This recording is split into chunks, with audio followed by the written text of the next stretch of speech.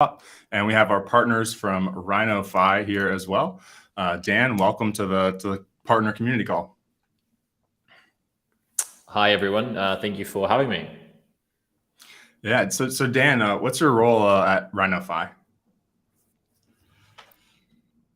Sure. So I'm one of the co-founders of the company, and my position is the Chief Product Officer. So I had our product team and all the sort of strategies, activities related to that. Excellent. Yeah, I'm Cruz, the ecosystem growth lead here at Index Co-op.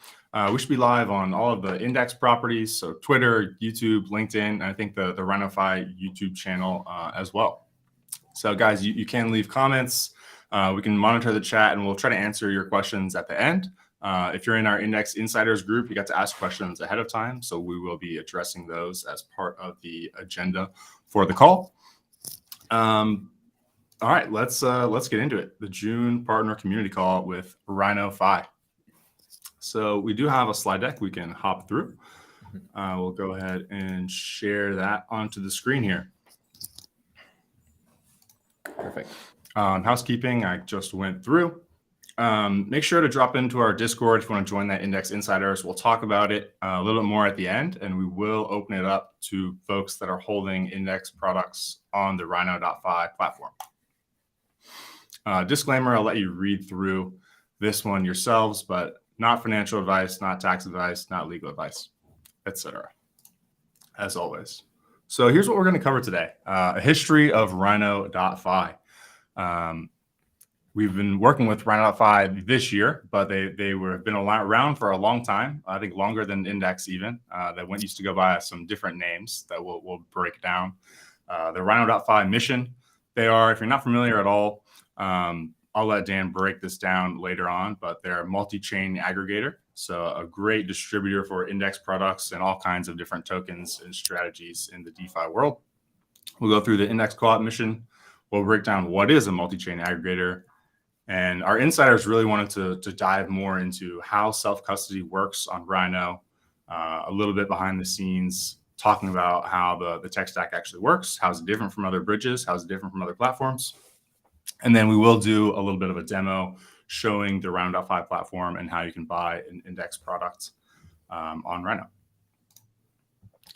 So Dan, a history of Rhino.Fi. I've put a couple different project names there. The Rhino team has been together for a while.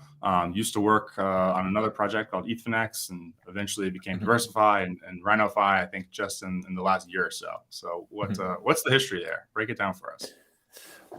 Yeah, sure. So back in the day, sort of like 2019 and before that, I used to work with Ross and Will, who are my two co-founders, at a company called ETHFinex, which was kind of like an ETH and DeFi focused subsidiary of Bitfinex, which our CEO Will had sort of spearheaded. And back then, the world of crypto, like DeFi, was still sort of like a very new concept. This is like pre-DeFi summer. It sort of didn't really kind of exist that much, but it was starting to appear. We're seeing products like MakerDAO and so on. And we saw that this was going to be a very interesting direction for us and kind of like the future of crypto. And so we left and started DeFi. With DeFi's mission at the start was basically to make trading possible with self-custody. So like the self-custody was the thing that was really interesting to us at the time, and we wanted to build a platform where people can trade and still hold onto their keys. And so that's when we first partnered up with Starkware, and we launched on Starkware's layer 2 called StarkX. We were one of the first exchanges to launch on a layer 2, and it was kind of an interesting challenge. Before we knew so much about layer 2s as we do now, and there were a lot of interesting challenges with that. And our goal was basically to make to bring the experience that people are used to on a sort of on a normal exchange to DeFi. So sort of like the speed, execution, and sort of UX you're used to on a centralized exchange, you can do that on layer 2, but you couldn't do it on Ethereum layer 1. I just want to. I mean, there was not much of that going on at the time. Like, can you lay the context? Like, you mentioned, the power of self custody. DeFi wasn't really around, so there weren't many people trading with self custody, right? I mean, most trading was happening on centralized exchanges. Yeah. And you mentioned layer 2. You guys were already rolling on a StarkX roll up back then. I mean, was Polygon popular yet? Even like, obviously, Arbitrum and Optimism were not even launched yet. Yeah, so I believe Polygon. So the thing is, Polygon. I'm not sure if Polygon was even live yet. But the thing is, with layer 2s, so Ethereum wasn't expensive yet, right? So you didn't have the problem that we have now. So hence for us, layer 2 was much more of a UX sort of play, because having come from the world of centralized exchanges, looking at on-chain trading, it was sort of like quite slow and clunky, and a lot of transactions failed and so on. So we were like, and these were some things that the Ethereum blockchain had as inherent constraints. We were like, that UX is not gonna gel with the trading that people were doing at the time. Now, obviously, DeFi has allowed for a whole sort of other type of liquidity and way that people trade to exist, with swapping in AMMs, which is really cool. But that wasn't really sort of the case at the time. It was a very different landscape than now. Awesome. Yeah. So you guys are very early into DeFi, and then Diversify. Why the rebrand? A totally new product, right? Yeah. So Diversify, its original mission, as I mentioned, was to bring sort of that UX of trading and make it self-custodial. But we actually, as DeFi evolved, we saw that actually DeFi was a lot more used by not sort of super serious pro traders that are going to trade via API and bots, but more by regular end users. And we saw that like the much simpler interfaces like Uniswap and so on were what was attractive people. Like, people saw DeFi as sort of like a simpler alternative in a way.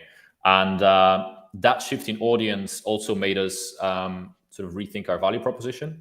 And so with Diversify, we actually started we started tailoring it towards actually being a simpler product for people to use. So again, having that like good UX, but good UX for sort of normal people, not pro traders. Sure. And we can talk about how our product evolved to what it is now. And we sort of slowly started making it sort of much friendlier for users with the sort of simpler swapping interfaces, adding the invest section, which is now sort of the core of our product, making it cross-chain and abstracting a lot of the cross-chain difficulties which we can go into.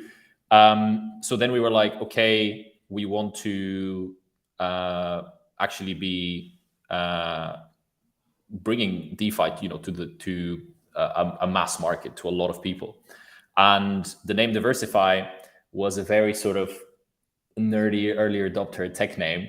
And it sounds like we a really name enjoyed that it. Index Co-op might like, with the kind of plays on. Was it meant to play on diversification?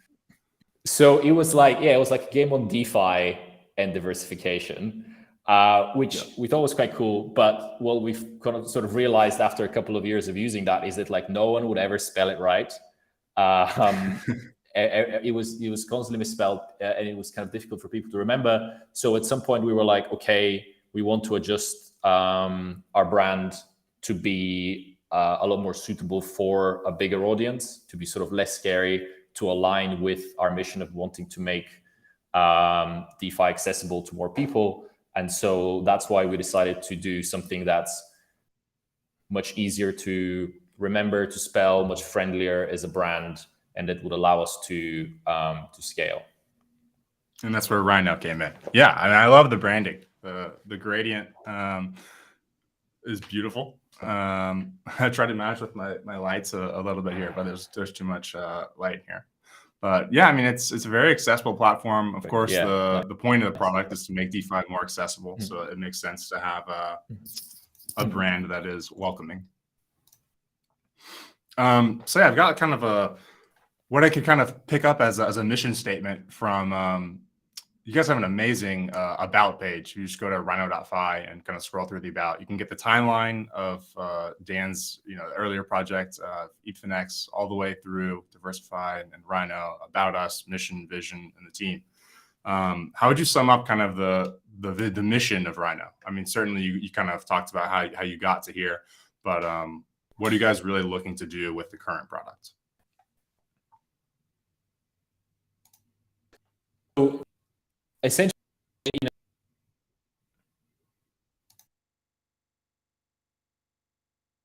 experience is going to allow it to be used, have the user a mass audience, because we, by the way, how's my connection? Sort of follow me, okay? Yeah, it looks like it started to skip out again a little bit. It was sounding perfect in the beginning. Sorry for the technical issues. Anybody? Let's see. Yeah. Try again. So yes. Seems good. Yeah. So in one sentence, it's basically we are making DeFi have X that's appropriate for a wider adoption. And we all here love DeFi. Open source nature, contribute all the composability, the permissionlessness, and all that stuff is great. But it is actually sort of getting pretty tricky for users to use. And when we started seeing how DeFi works, it was on a you had to pay in gas. That gas was getting expensive at different times, and transactions would fail, and all that stuff. And now that we have a proliferation of layer 2s, they solve some of these issues, but sort of create others where like now the ecosystem is quite fragmented, where we have all these different layers on which products could be. You have to move between them, sort of using bridges. You have to have native tokens to pay for gas there. Many people, because they just sort of transfer one token, they're like, oh, I don't have the native token to pay for gas. On top of that, now we also have the the unfortunate event that, like, in our industry, there are also a lot of like not sort of very good players, kind of a lot of bad actors. So on top of that complexity, users have to navigate the fact that they might just get scammed on one of these products. And so DeFi is this great thing, but like actually from a user's perspective, it very quickly becomes very overwhelming to use because of all these factors. So with Rhino, we are trying to basically sort of get rid of all of that for the users and create a space where you can have sort of the user experience and safety that you would be used to on a so in a normal product outside of DeFi, with sort of abstracting away having to pay for gas, having to switch networks, having to bridge, and all that stuff, and sort of investment opportunities on our platform from trusted players like Index.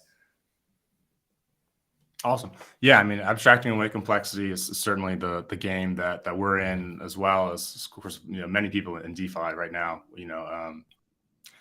We need to lower the barriers to technical users. So it's not just technical users, I should say. But I always love to compare you guys to it's like a classic like hub and spoke model for like in like kind of a more supply chain, or like in the physical economy world. It's like you just want to go to your local Rhino.Fi and know that they're going to have all of the good products that you want, right? And then for someone like Index on our side, like we maybe don't want to have to worry quite as much about like going to direct to every single consumer and like all of the unique challenges of meeting people in all these different chains or different neighborhoods, right? It's like we can just make our product available to Rhino.Fi. You guys can go get it, and then you can handle that last mile distribution for us. It's a really good model. Yeah, exactly. And I think, to be honest, I would like to see that model to be more popular in DeFi. I think that's sort of the recipe for success, for A, actually really good products, and B, in a way that users can use. Because if you think about it, sort of the requirement to build really good sort of infrastructure or really good sort of finance that in that you want to see that they're very able, very transparent. You don't want them to be moving that fast. You want the governance to be clear. But on the other side, your product actually have a big selection of sort of these. Sure, in the future, that being sort of tailored to maybe like local markets, maybe to specific audiences, and so on. So sort of the requirements from building the instruments and the user are different. And like for one company to be able to do that, I think we're so past those days. Yeah, definitely agree with the vision there. So the Index Co-op mission, rolling out a slightly new mission statement. If you've been following closely, we put out a new brand book recently. So Index Co-op mission, we're on a relentless quest to build the best tools for assessing the risks and returns of digital assets. Of course, everyone knows us as a builder of index tokens. We started out with the DeFi Pulse Index, obviously market cap weighted index of DeFi tokens. Sounds very like analogous to the indexes available in TradFi. We've expanded to building yield-bearing tokens, as is kind of a more common use case within DeFi. And we're building out our infrastructure more and more, adding on more modules to the index protocol, which is kind of the set of smart contracts that we use to build these tokens that are redeemable for their underlying assets. And we're really just trying to build out, the fullest feature set we can to access the best strategies buildable on DeFi, and are opening to partnering with all kinds of talented folks for different roles. So, Rhino.Fi for distribution. We had Argent Wallet on last week. Certainly we don't want to be in the business of building the wallet and like the entire infrastructure layer. We want to partner with folks like Rhino.Fi for distribution, Zappers and Zerions of the world, et cetera, et cetera. And also product partners who come to us with methodologies for different products. We are kind of the infrastructure layer and the product builder. But we'll probably see a lot of players in the DeFi ecosystem becoming like a little bit more modular, right? Like with this composable ecosystem that we've built in DeFi, it doesn't make sense for everyone to be filling like every single role and meeting the customer, especially with the complexities of multi-chain DeFi where it is today. So that's kind of the mission statement we've got. There's a link in the chat here if you want to read more about our purpose, value, and mission. Also, the Rhino.Fi about page is in the YouTube comments. So a lot of content for those that really want to deep dive into the protocols. So plug check. What is a multi-chain aggregator? We've got a little graphic here that we cooked up when we first partnered with Rhino.Fi.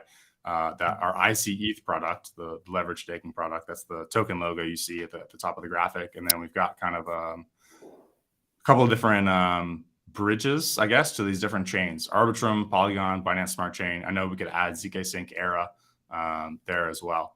So what the term multi-chain aggregator, break it down for us. Yeah, sure. So I think multi-chain aggregator is like a term that like can be sort of interpreted in a couple of ways. I think one of the ways in which sort of people see that is kind of like a regular aggregator where you can sort of see and invest in opportunities from sort of different providers in one place, or different protocols in one place. And multi-chain sometimes referred to like, okay, we're going to have the same product but on different chains. Like, for example, Uniswap is now on like 5 chains or something, and you can use Uniswap on each one of these chains. With Rhino, it's kind of different because what we do actually is you can enter Rhino from any of these chains. Once you're in, you can see opportunities and coins and whatever, again, on any of these chains without having to do anything special. So from that perspective, we're more like, whether we want to call it cross-chain or omni-chain or whatever. But the point is, we don't have the same product deployed to many chains. It's like it's one product that you can access from anywhere and do whatever there. So in the case of the like ICE, you can, for example, deposit from Arbitrum, Polygon, Binance, now Optimism, and ZK Sync as well, and ZK and Polygon ZKVM, and you can deposit ETH from any of these places, and with that ETH participate in DS ETH, which is on Ethereum, and vice versa. So yeah, that's the concept behind it. Is that like you don't need to worry about what chains things are on Rhino.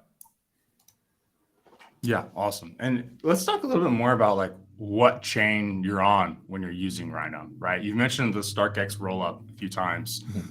You mentioned you guys kind of developed it with Starkware a while ago. Like, what is this chain? Where is this chain? Who else is using this chain? What more can you tell us about like the actual environment that Rhino exists on? Yeah, sure. So we can maybe talk a little bit about, let's talk about, sort of StarkX, which are the layer 2 technology we use, and then we can talk about how that fits with the other layer 2s. So yeah, we were the first user of StarkX, which is one of Starkware's products. It's basically the one before for Starknet, which is a ZK rollup, and it's something called Validium, which is kind of like a very technical term, but essentially what that means is that it's a zero-knowledge proof rollup where we put proofs on chain, but the underlying data is stored off chain. Polygon are planning on migrating their POS chain to the similar type of setup. So let's say if we take something like ZK Sync, they are a full ZK rollup where they store the data on chain. We store it off chain. Now, why that matters and why that makes a difference? So storing the data off chain has a couple of advantages.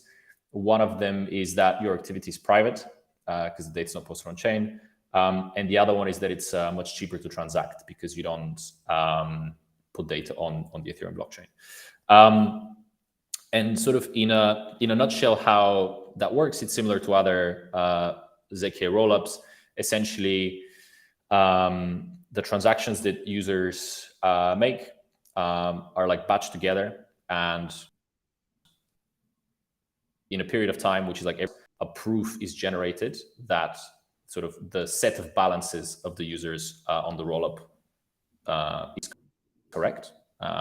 And then that proof gets put on chain.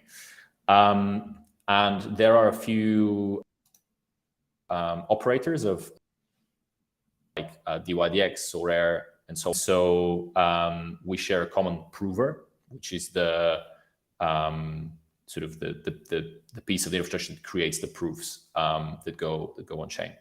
So everyone has their sort of own instance, but the sort of the proof generator is shared, which is helpful with some like economies of scale. So would you essentially say you're on? Sense? Yeah, I think it makes sense. Let me try and repeat it back. So you guys use a StarkX rollup. It's a Validium rollup, which is a subcategory of zero-knowledge proofs, of zero-knowledge proof rollup. The data is stored off-chain, which enables the privacy component that you mentioned. I think we've gone over that a little bit previously, but yeah, essentially when you're using Rhino.Fi, there is some element of privacy, not full in terms of like comparable to Tornado Cash. There's no like random, tumbling going on, but no one can look up, your 0x address and see exactly which assets you have on this rollup. There's no block explorer there. That's the extent of in terms of in terms of privacy, I would compare it to like maybe like a Kraken or a Coinbase, where like the public can't see your activity, but the operator, like ourselves, we can see the activity. And in terms of the data, deposit into Rhino.Fi. Sorry, you can deposit into Rhino.Fi. You can always see which assets you have, but other people cannot. The way that finance works in most of the off-chain world, right? But maybe the operator of the platform knows, what's in your account and what's not. And then That's the privacy side. I think pretty straightforward. Probably no need to dive too much deeper there. And then in terms of like the multi-tenancy, so this chain is also used. You said you shared a prover with some other applications. I think you mentioned it was like SoRare, formerly DYDX. They've moved to Cosmos now. Would you say like the same rollup is used by these other projects as well? So this like StarkX, which is the product, would be the same. That's why the sort of the proofs are, you can do the proofs with the same prover. However, there are sort of like different setups you can do, and I believe they don't all do Validium. So some of them decide to put the data on chain. I believe DYDX used to put the data on chain. So we don't do that. So like some of them can be sort of like a full Zeki rollup. Some of them can be Validium, but from the proof side, it's similar. Got it. That's So like using a battle-tested rollup that some of these other applications have also decided to use for, sounds like, great benefits in terms of the rollup being very cheap. The privacy is optional depending on how you deploy it, but really interesting model. I love the like semi-privacy. I think it's great. Yeah, I think so. Obviously, when we first started using this, it was quite new. Like layer 2s were new. This was like Starkware's first product, but like I'm pretty happy with the adoption it's had, because that means that now, I think at its peak, DYDX had over $1 billion in that contract.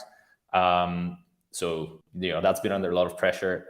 Starkware have now released a bug bounty for that contract, and because it's shared by like so many other users, I think it's like $1 million bug bounty to go and try and break that contract. So like that sort of confidence, right? 1.5 years with no hacks or issues with that. So that's good. Yeah, absolutely. Battle tested. And how does self-custody work on Rhino? We have a diagram we can walk through a little bit. So let's go ahead and pull it up here, and you can take me through it. But I think what the most important, I guess what we really want to go through is like talk a little bit about bridges, because you guys are a multi-chain aggregator. Like the main pain point you're solving is people don't have to bridge back and forth to all of these different chains. So you can go through as much of this as you want, but like how do you solve the user doesn't have to bridge? You guys bridge some of the assets to the StarkX rollup for the user is kind of like the key takeaway. But go through as much as you want here. I think people just want to understand a little bit more about like what's happening behind the scenes while they're using Rhino.Fi, because definitely some of our users have said like they're not, it seems like a great platform. Like they trust it, but they don't necessarily fully understand exactly what's happening on the back end. Yeah, sure. That makes sense. And I think the thing is we're aiming to build something that really feels like unlike anything else in DeFi, which I'm quite proud of. But at the same time, when people see it, they're like, "Oh, this is unlike anything I've seen. I'm not sure how this works." So I think it's fair to go through that. So you can think about our sort of architecture is like we have the core, and then we have like outposts on different chains. So the core is our rollup, which is on Ethereum. So that's the StarkX rollup we were just talking about. So basically, all Ethereum chain, like sort of native tokens, would be sort of deposited and held in our smart contract on Ethereum. So for example, the IC products, the index scope products, which are mostly on Ethereum, they would be held in our smart contract on the Ethereum blockchain, and then sort of transacted within the rollup. However, we also allow for using products on different blockchains. So for example, you can swap tokens which are not on Ethereum, like Arbitrum and Optimism, and also access yield opportunities. And the way we do that is basically we have like a smart contract wallet in each one of these chains, which is like our outpost. And that contract basically allows us to interact with like different contracts, like we've integrated Paraswap and some like yield aggregators. it allows our users to essentially interact with these things through our smart contract. And the way we sort of manage to abstract the bridging away from users is that for a user, if you're, let's say, you've deposited your USDT, and we're like, okay, you have that much USDT. If you say, oh, I want to buy this thing on Polygon, we would sort of do the bridging for you in the background. Then with that USDT that you now have on Polygon, I that token on your behalf, and now that's going to be held in our on Polygon. Now, the thing that's worth noting there is that, like, in those contracts, like, the balances of every user are known, and sort of the transactions for each user are recorded. So from a self-custody point of view, that means you have custody because, you know, in that smart contract belong to you. From the privacy point of view, though, if a user, if someone who was more savvy was lower the entries in the contract, they will see your balances there. So the cross-chain aspects are not as private as the rollup aspects, but to purposes of self-custody there. Got it. We've done that. And so in that whole setup, you know, when we're talking about what's decentralized, what's not decentralized, the step that is, so we mentioned that, like, everything that's in the rollup is self-custodial in the contracts on the various sort of outposts. Again, it's self-custodial.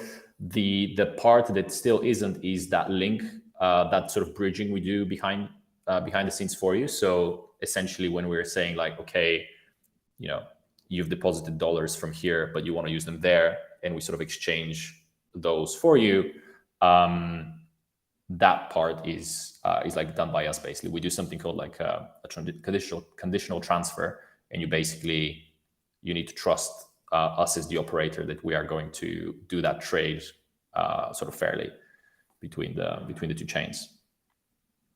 So what's the difference? So you guys have had to build bridges between Polygon and your StarkX rollup, between Arbitrum and the rollup.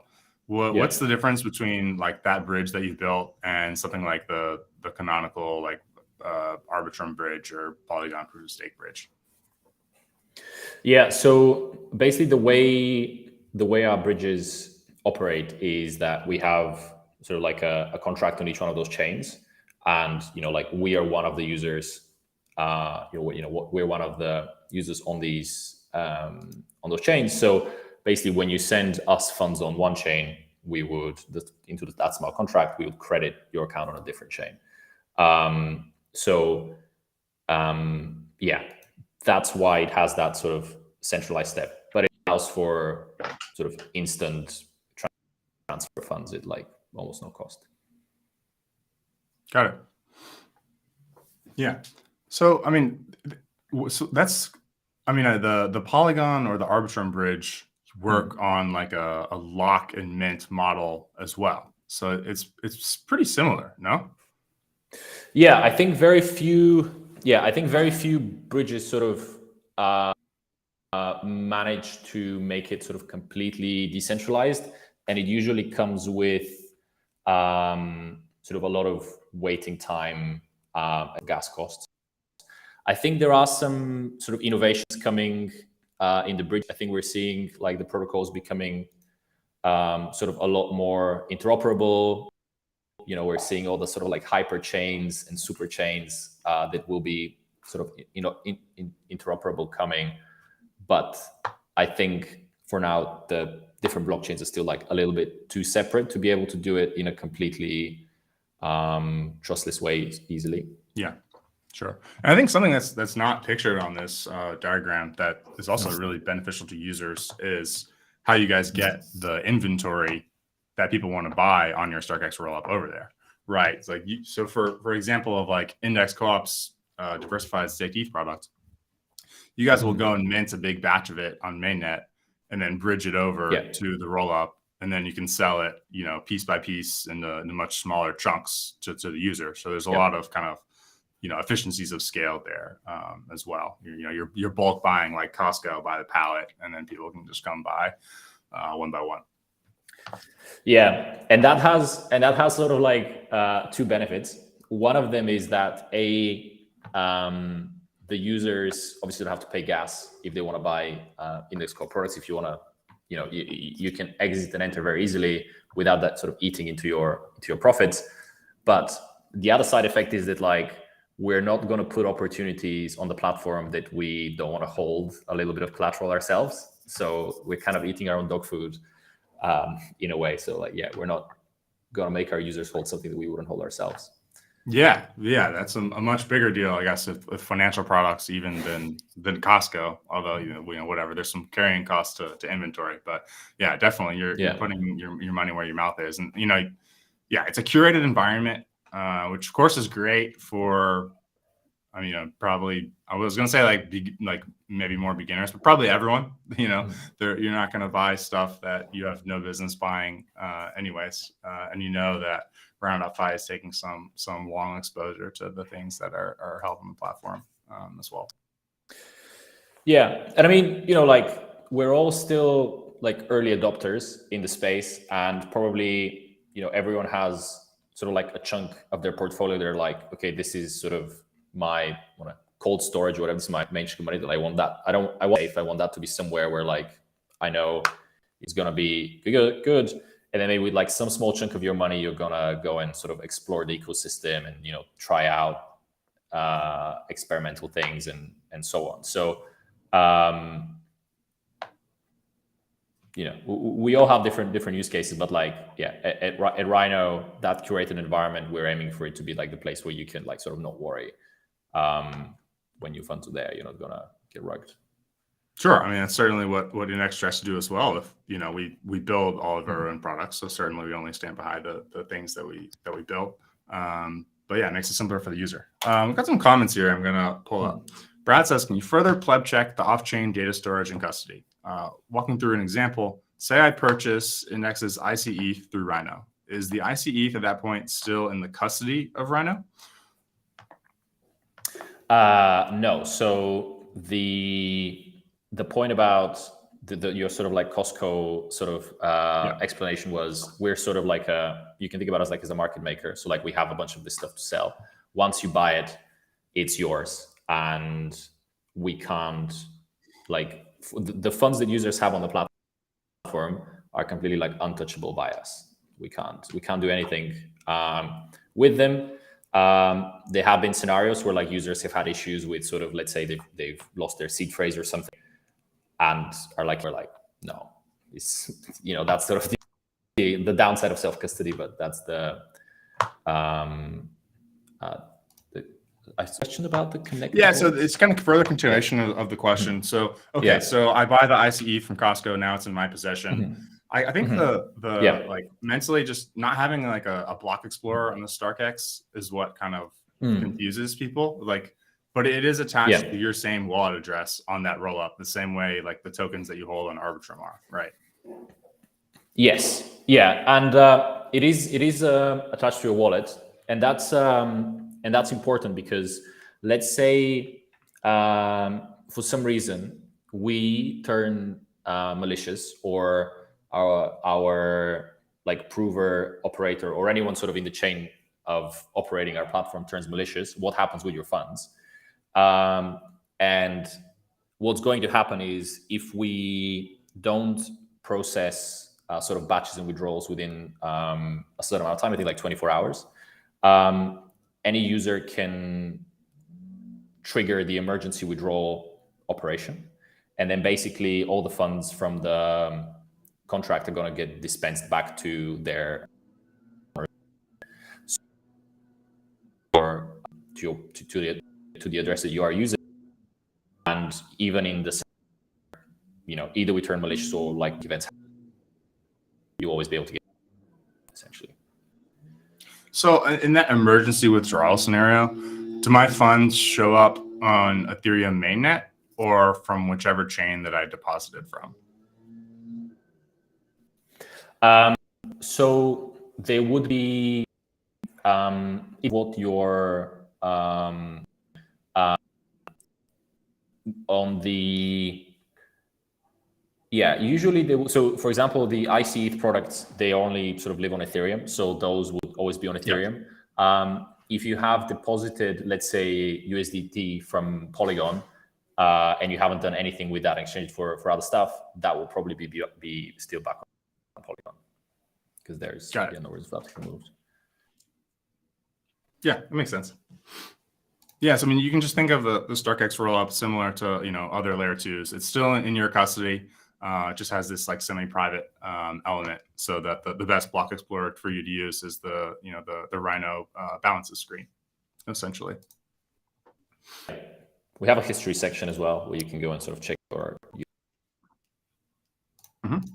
So last kind of question straight to you. What's the Rhino end game? What is the kind of the ideal like end state? It sounds like we've talked a little bit about more DeFi actors kind of adopting the like hub and spoke distribution model that I've analogized with a physical supply chain. I used to work in supply chain, as you can tell. What does the Rhino end game look like? What do you guys kind of hope to see in the future? Yeah, so I guess it depends on sort of what time horizon we're speaking about. I think on the sort of longer term time horizon, we want to see that sort of normal people, so to speak, the early majority are using DeFi. DeFi is bringing real value to their life. They're not just gambling or sort of farming rewards and stuff. We want to see masses of people using DeFi because it brings value in their life, because it is better than the alternatives they have to grow their wealth, transact, invest in products that they wouldn't be able to access otherwise. And we see Rhino playing a major role into actually creating the sort of the experience and the environment for people to be able to do that. Sort of short term, in the sort of place where we are now, we have mostly early adopters in the space of in DeFi right now, right? And we've seen that. So we're focused on building a product that the current user base of DeFi can sort of use and benefit from. We have our eye on the next audience, which would be that maybe use CeFi a bit before they sort of got burned. Those that use maybe a little bit more extravagant traditional finance products, or like neobanks, sort of the you can imagine the sort of like next wave of people who are ready to jump. I think being that audience coming into DeFi, our product and probably other products are going to have to adapt a little bit and extend the feature sets with something like the wallet side being much easier to use, fiat on ramps being more integrated. I think the Argent guys you had on before are working on some of these problems, and I think a lot of the other products in the space will have to move towards that direction to cater to that wider audience. So that's sort of the long-term game, and sort of the next step we see that where us in the industry is going to go before reaching that. Awesome. Yeah, I mean, similar for Index, I think the end game we like to see is certainly more people taking control of their finances, the power of self-custody proliferating through the financial system. I think the ability for users to withdraw their assets if necessary, if required, is just like a must for the future of finance. Not everyone has to hold their products in a hardware wallet with the seed phrase, whatnot, but you got to have like the option to, right? You can't be like completely beholden to an intermediary. And we'd really like to see the power of DeFi yield strategies proliferate anywhere that people hold a cash balance. So, in your Venmo account, in your Cash App, I always forget what the super app is, Revolut in Europe that everyone uses there. Right. Or, I mean, people do a ton of sports betting here in the US. It's like, what if you had like a yield earning option there? It's like, well, maybe I shouldn't make this stupid bet if I can actually just like stake some ETH and earn, decent APY. Different strokes for different folks. But we'd really like to see kind of the merging of CeFi and DeFi as well. Like we put out a piece last week on the DeFi mullet distribution strategy. we recently partnered with a CeFi firm called Matrixport over in Asia that is using ICE on the back end to power their Earn program, right? They saw Celsius and Gemini Earn blow up last year, and for their Earn program for their customers, they want to make sure they're using actual on-chain yield sources. Or there, I think just the transparency is the killer feature. It just holds everyone accountable by having the actual yield source be transparent. We all saw kind of what happened last year with just contagion spread everywhere. Even something like what happened with GameStop. Yeah. Like just put assets on chain, make it transparent. Like the numbers will always add up, right? If it's actually transparent, and there are watchdogs, and even better if there's an immutable record, but even just transparency gets us most of the way there. Yeah, that's a very recurring feedback from our users. So we try to speak to sort of like 3 or 4 users every week of our products to sort of like keep in touch with how people are feeling. And when it comes to yield products, one of the most mentioned things, people are like, I want to know where the yield is coming from. They're like, I guess people have been burned by products that have like 20% yield on source, just tokens coming out from somewhere. So I think that transparency of like, okay, what's the mechanism? Is this like legitimate sort of real yield? Like, how is it generated? Is really important. Yeah, for us as well. I mean, our products are always redeemable for the underlying assets. So, 24/7, 365 arbitragers are, keeping the product honest. It needs to really be worth what it says it's worth. And definitely we're always thinking through like the best ways to visualize that for users, because we're trying to abstract away all the complexity on the front end, but people appreciate the transparency on the back end. So, splitting the difference between like, we have so many early adopters and early majority here that are able to like, look things up on the back end and verify, but not everyone should have to, at least like certainly not for everywhere. So we will do a little demo. But quickly, since you mentioned, you guys like to speak to users as much as you can. We do as well. We've got a program called Index Insiders. It's been open for holders of at least $10,000 of all of our products. Kind of like a small little focus group for you to talk to our product team, get access to our products before they kind of hit the open market, get feedback to our product team. Anyone that's holding an Index Coop product on Rhino.Fi, we're lowering that threshold from $10,000 down to $1,000. Hop into our Discord. You can join the Index Insiders. There's a little type form you can fill out. We'll verify kind of your holdings and get you in there. And then this graphic are some NFTs we're going to launch with Hedgie very, very soon for all of the Index Insiders. They're going to have cool little owl NFTs, and they're actually going to have our index governance token locked inside of the NFT. So you got to hold it for a minimum holding period, but a pretty cool, like unique NFT that we're excited to roll out to the Index Insiders. So go ahead and join by hopping into our Discord. And then we'll do a little bit of a demo here. So I'm here on the Rhino.Fi platform. I've got a wallet connected. This is the Explore page. As you mentioned, kind of right off the bat, we're hit with a lot of the yield earning opportunities that you guys have. The invest has become like kind of the main use case that I guess Rhino.Fi is built around. Yep. And then there's some other things over here: trade, swap, pools, send, and bridge. So the trade's kind of interesting.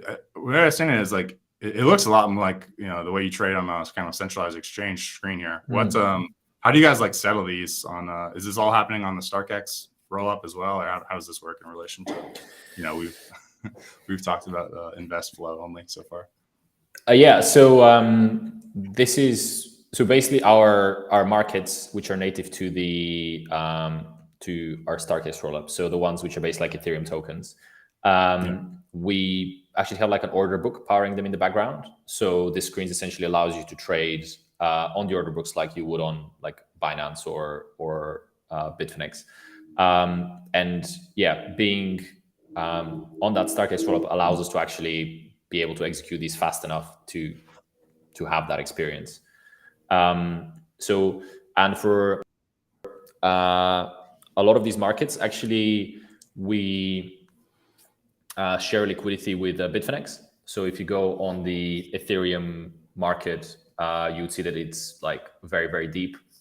You could trade like pretty big amounts without with very little slippage. So like Bitcoin, USDT, Ethereum USDT are very sort of solid markets. Yeah, very very interesting. I've got the DSETH open here on the chart. Of course, it's pretty much up only against ETH because it is a yield bearing version of ETH. For those who don't know. Yeah. Let's go to the Invest tab because that's the kind of the main main event here. So we've got, this is the DSETH page. We've got the kind of some historical APY stuff going on here. Nice, it's the 3 to 4%. ETH staking yield's been down a little bit lately. I guess we've talked through mostly kind of like how it works. Well, this is our specific product, but I'll just tell users it's very simple. First, you just have to deposit into Rhino.Fi. I think you can do it right here from the screen. So like obviously the number one screen we want you to go to is the app.rhino.fi/invest/DSETH.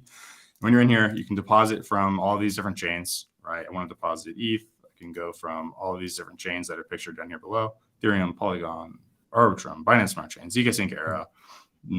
What is the purple guy? Oh, the zkEVM. Polygon zkEVM. All right, awesome, cutting edge and optimism. Deposit in, boom. Then you're gonna have something in your little wallet balance, and you can go ahead and buy some DSETH. But you call it supply because it's a yield earning strategy, right? It's in supply instead of buy. Sure. Yeah, exactly. Boom, boom, boom. Super cool. I'll go ahead and buy some more. I've got some ETH hanging out in Rhino.Fi. I've got about $50 worth. Let's do it. So let's talk through the business model for you guys while we're here. There's a fee only when you go to withdraw of just 0.02%. Yep. Very, very small. So is that kind of the business model for all of the earn products? How is the kind of the fee calculated? How does it work for the user? Yeah. So currently we're doing a fee on withdrawal, which is generally scaled with what the yield is. We like to keep it to sort of certain amount of days that you would roughly 1 day of interest you're going to pay on withdrawing. That sounds, I mean, that's very fair. We are exploring the option into moving into more of a sort of like a performance fee. So like right now, if you're going to pay the 1 day fee regardless of how many days you keep it for. So we want to sort of make it a bit more fair, where the fee is sort of proportional to how long you've stored it. So like even if you invest and remove straight away, you basically wouldn't pay a fee because you haven't accrued anything. So awesome. We're essentially moving to that model. It's going to make it a little bit easier because you don't have to like do maths around like, okay, how many days do I need to keep it to break the fees and so on. Gotcha. You've even got a receipt page. You can download a CSV. Yeah.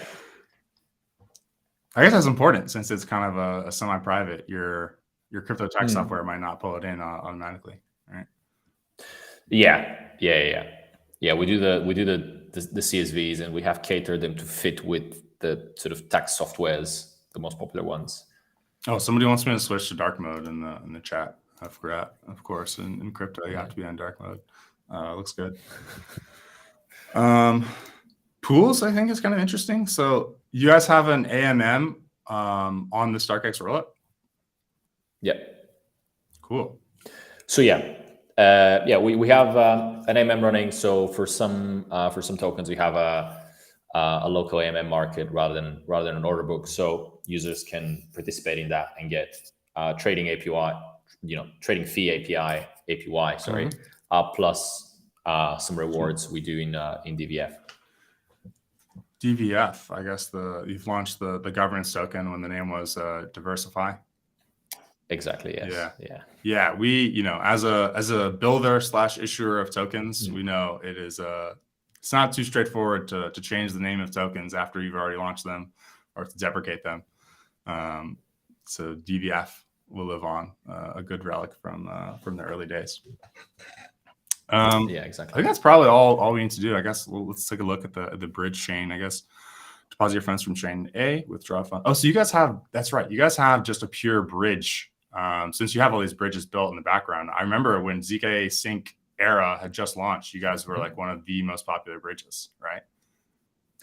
Yeah, actually, because of, we talked about how the architecture is built and all that stuff. And yeah, that allows us to actually move funds between chains very quickly and very easily. So yeah, you can deposit and move, deposit and withdraw to any combination of these. And the launch of new chains always makes bridges quite popular. So after the ZK Sync launch, we saw about 150,000 users use the bridge, which has been great to see that usage. Awesome. All right, I think that's probably all we're gonna cover today. Use the Rhino.Fi platform, guys. Super simple.